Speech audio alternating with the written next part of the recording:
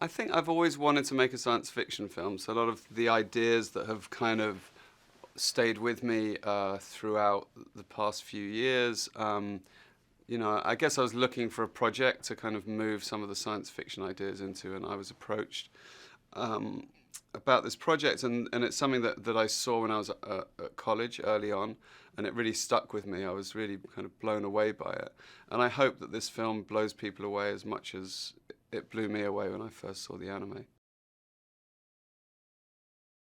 It's an adaptation, so I came to it as a fan of the material. I wanted to imbue the film with all those things that as a fan I loved about the original. Obviously, it's one fan's point of view. There's a million fans who all love different bits of it. But I think there's very iconic scenes in there that I felt had to be in the movie. I guess it's like if you're making a Bond film, you have to have the big fight sequence, you have to have a martini, you have to have Q showing them some things. So to me, it was the water fight, the machine gun briefcases, Major's thermoptic. There's the tank fight. There's things in there that I was like, I have to have those in the film, and fans, I think, would need to see those in the film. But then, that leaves a lot of room to kind of grow the story, grow the world, and change the world. And I think visually, we're definitely a springboard from the original, but I think it has its own visual aesthetic. And Oshii said early on, make your own film. Use what you need, but make your own film. And I felt, very liberated by that. And I think the film people will see is a mind-blowing visual world, but it's got a very emotional character story at the heart of it. I think that's the beauty of having a strong female lead. You don't just get the kind of the machine gun head-butting man. You get like a woman who's as powerful and as tactical as that, but you also get the emotional resonance of a female character. The more difficult the role, the better actor you have to have. And I think this is such a hard role that really she was the only person for me who was able to deliver that performance. I mean, it's very hard. She's really stripped of all those, all the mannerisms and ways an actor uses to inhabit a character. But inside, through her eyes, you really can see the turmoil and conflict of the human character.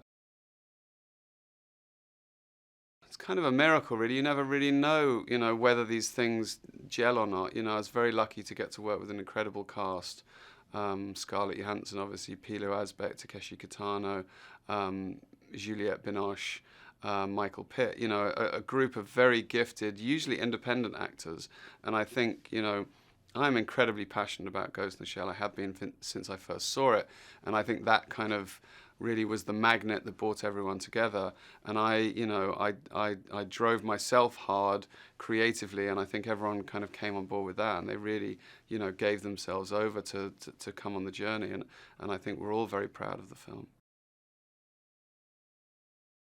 I wanted to make the film authentic. I wanted us to go into a very real world. So everything I tried to do in camera, obviously you can't do everything, but as much as possible I wanted to do in camera. So we built miniatures for the city. We built prosthetics for every actor had some prosthetics.